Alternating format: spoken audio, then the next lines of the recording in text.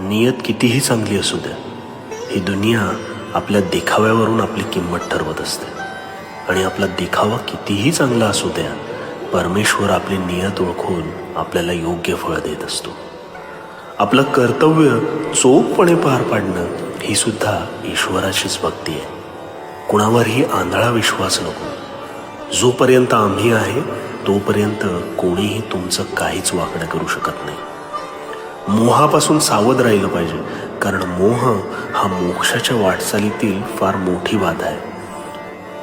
दुसऱ्याच्या ताटातले हिसकावून घेण्यात शान नाही, तर कोणालाही आपल्या ताटातले देण्यात खरे समाधान आहे. हिसकावून घेणारा हा कधीच सुखी होत नाही आणि वाटून खाणारा कधीच दुःखी होत नाही. दुसऱ्यांचं ऐका, पण आचरणात आणण्यापूर्वी त्याला आपल्या बुद्धीच्या कसोटीवर तोला.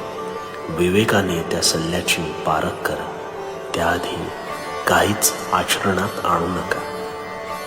आणि हो, तू कोणालाही कधीच फसवू नकोस, म्हणजे मी तुझी फसवणूक कधीच होऊ देणार नाही.